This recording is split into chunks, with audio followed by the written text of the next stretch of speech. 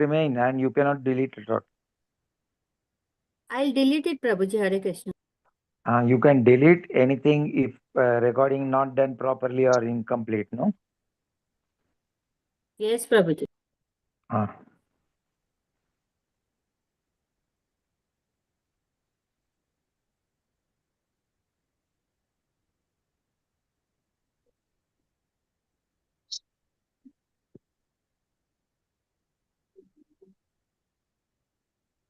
Prabhuji, we are live. Yes. Hare Krishna, everyone. Hare We are Krishna. Hare Krishna. You people should not respond because this is for recording purpose. I am selling something. Okay.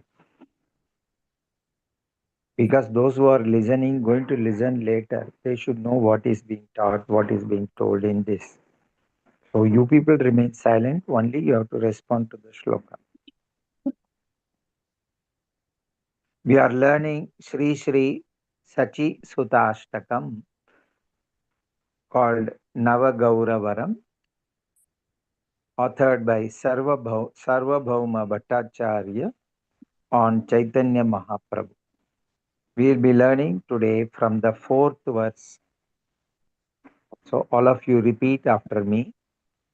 Satatam Satatam Satatam Janata Janata Bhavatapaharam Bhavatapaharam Paramartha Paramartha Parayana Parayana Lokagatim Lokagatim Avalehakaram Navaleharam Jagatapaharam Jagatapaharam Pranamami Pranamami Sachisuta Sachita Gauravaram. Gauravaram. Translation. He is always देख पता क्या वैसे वो है नखरे वाली हाँ ऐसा ऐसे या तो बदतमीज औरत सीधी सी बात दीदी बर्तन ज्यादा करते हैं बर्तन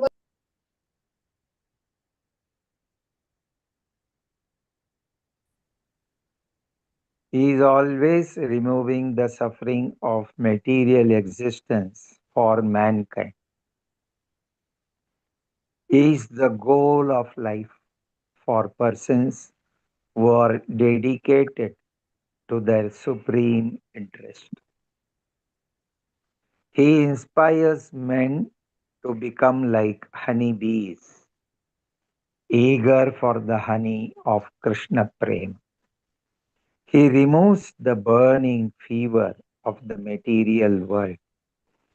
I bow down to Gaura, the beautiful son of Mother Sachi. Line by line we will learn in the prose mode. Satatam Janata Bhavatapaharam Satatam Bhavatapaharam Paramartha Parayana Lokagatim Paramartha Parayana Lokagatim Navalehakaram Jagatapaharam Navaleharam Pranamami Shachi Sutta Gauravaram. Pranamami Sachisuta Gauravaram. Two lines. Satatam Janata Bhavatapaharam Paramartha Parayana Lokagatim. Satatam Janata Bhavatapaharam Paramartha Parayana Lokagatim Navalehakaram Jagatapaharam Pranamami Shachi Sutta Gauravaram. Navaleharam Jagatapaharam Pranamami Gauravaram. Entire shloka. Satatam Janata Bhavatapaharam Paramartha Parayana Lokagatim Navalehakaram Jagatapaharam Pranamami Shachi Sutta Gauravaram. सततं सततं जगतां नारायण लोकपतिं परायणलोकगतिं जगजापहरं नमामि सतीसुतगौरवरम् सततं जनता भवतापहरम्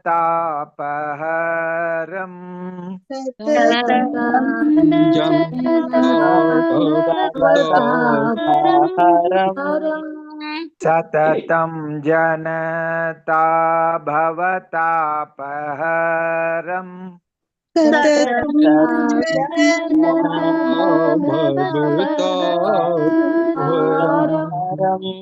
परमार्थपरायण लोकगतिम्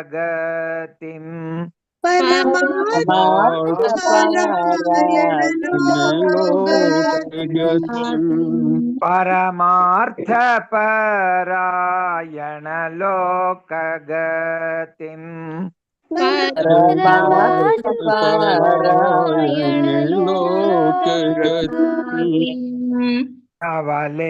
नवलेहकरं जगत्तापहरम्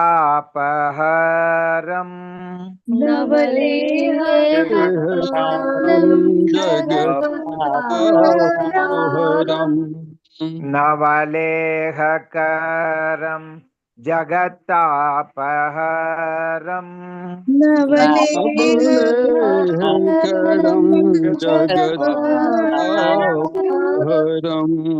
प्रणमामि शचीसुतगौरवरम्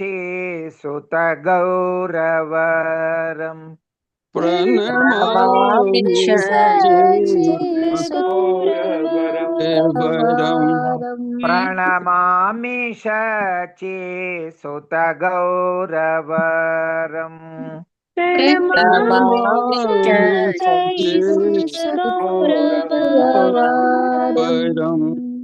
दो line सततं जनता भवतापहरम् परमार्थपरायण लोकगतिम्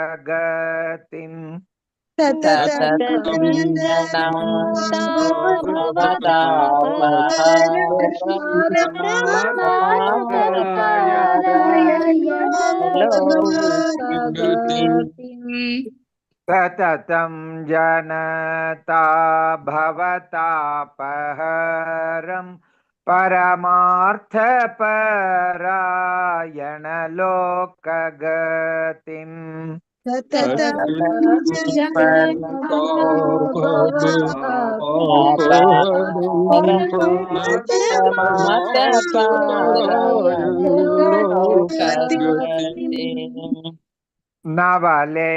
नवलेहकरं जगत्तापहरम्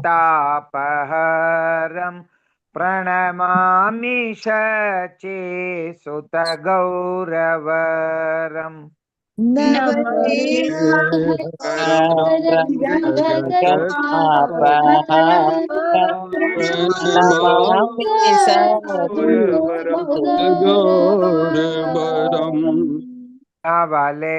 नवलेहकरं जगत्तापहरम्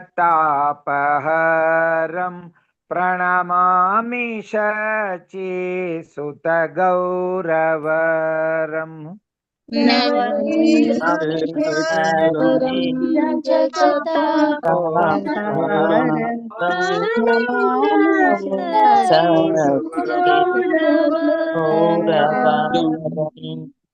पूरा stanza सततं जनता भवतापहरम् परमार्थपरायण लोकगतिम् नवलेहकरं जगत्तापहरम् प्रणमामि शचीसुतगौरवरम् सततं जनता भवतापहरम्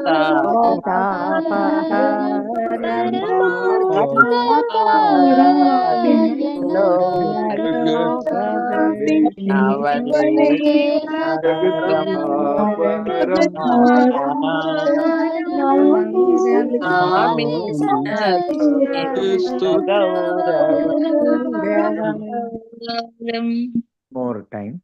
Satatam janata bhavatapaharam paramartha parayana lokagatim navalehakaram jagatapaharam pranamami shachi sutagauravaram.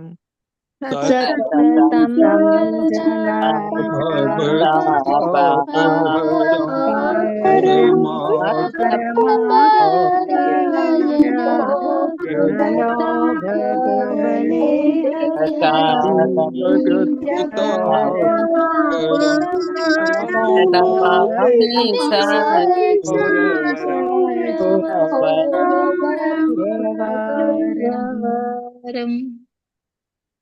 Verse number 5.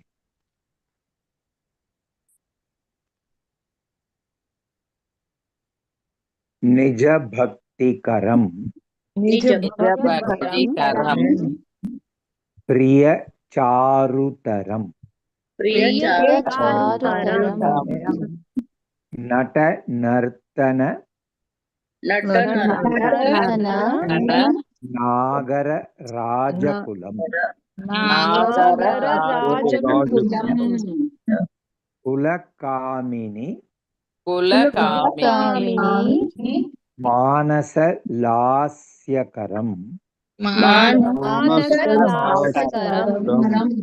प्रणमामि शचीसुत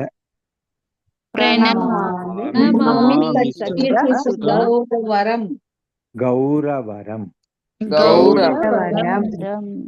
Let us see the translation.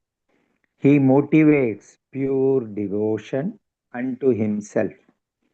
He is most attractive to his beloved servitors. By his dramatic dancing, he exhibits the characteristics of the king of paramours. He causes the minds of beautiful young village women to dance. I bow down to Gaura, the beautiful son of Mother Sachi. Let us learn this line by line in the prose mode first. Nija bhakti karam priya charutaram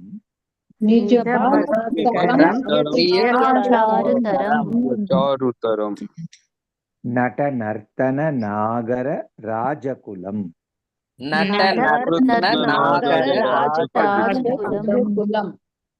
kulakamini manasa lasyakaram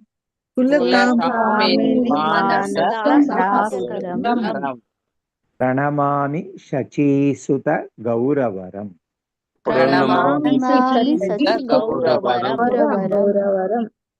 Two lines.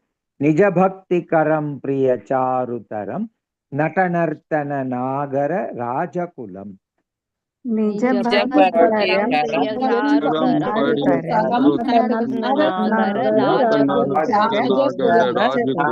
राजकुलम Kulakamini manasa lasyakaram pranamami shachisuta gauravaram.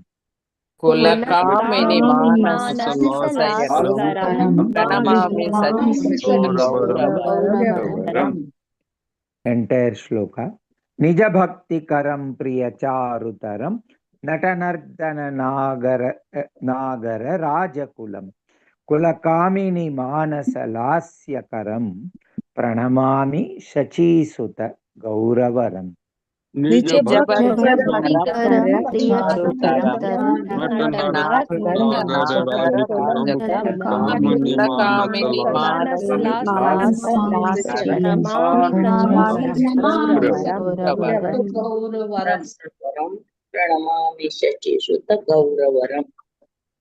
us learn in the tune. Nija bhakti karam priya charutaram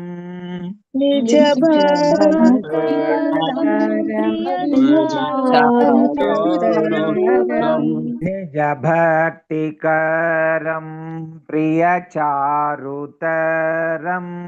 निज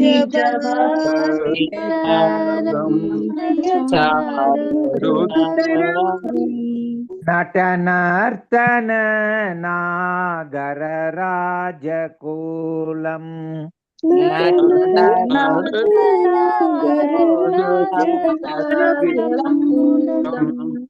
नटनर्तन नागरराजकुलम्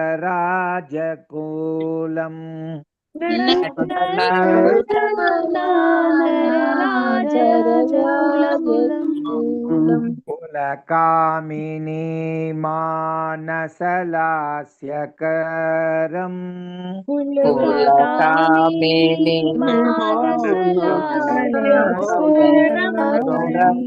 कुलकामिनी मानसलास्यकरम्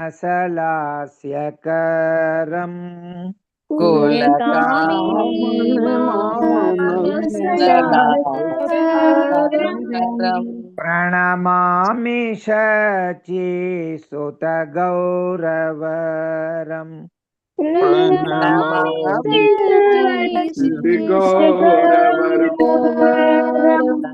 प्रणमामि शचीसुतगौरवरम् प्रणमामि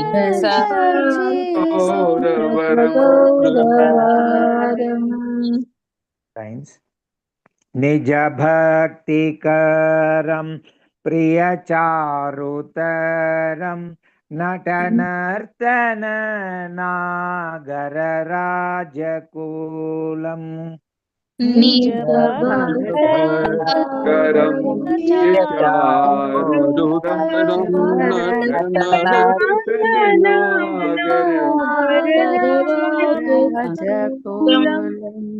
निज भक्तिकरं प्रियचारुतरं नटनर्तन नागरराजकुलम् निज भक्तिकरं प्रियचारुतरं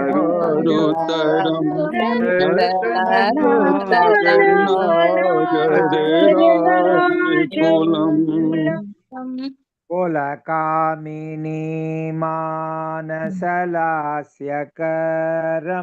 प्रणमामि शचीसुतगौरवरम् कुलकामिनी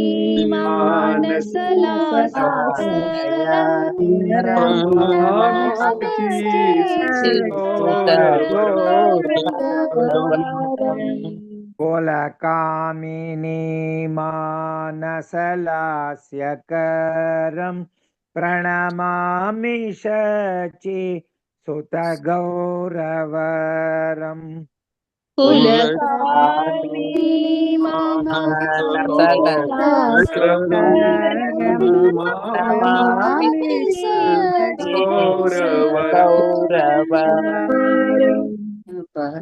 श्लोक निज भक्तिकरं प्रियचारुतरं नटनर्तन नागरराजकुलम् कुलकामिनी मानसलास्यकरं प्रणमामि शचीसुतगौरवरम् निज भक्तिकरं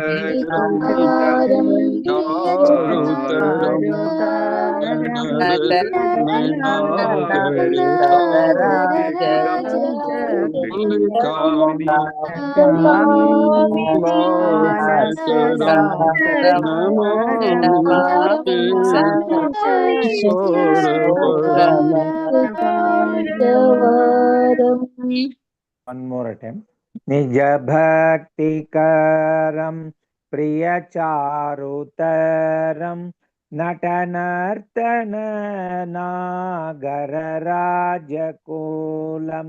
कुलकामिनी मानसलास्यकरं प्रणमामि शचीसुतगौरवरम् निज भक्त भक्तगणं प्रियचारुतरं नर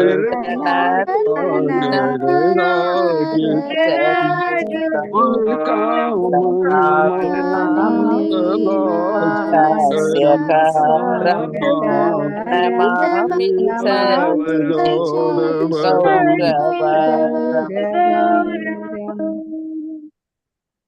We'll revise the verses learned today. All of you listen and take attentively. Verse number 4 and 5. Satatam janata bhavatapaharam paramartha parayana lokagatim navalehakaram jagatapaharam pranamami shachi sutagauravaram. जनता निज भक्तिकरं प्रियचारुतरं नटनर्तननागरराजकुलं कुलकामिनी मानसलास्यकरं प्रणमामि Shachi Sutagauravaram. Now repeat after me, all of you. Hare Krishna, Hare Krishna, Hare Krishna, Hare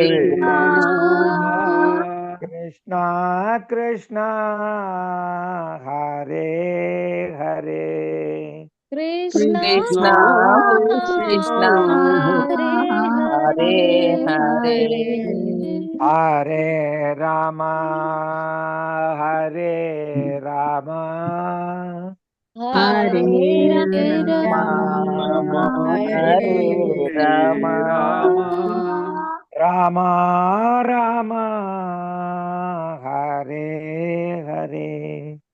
Rama Rama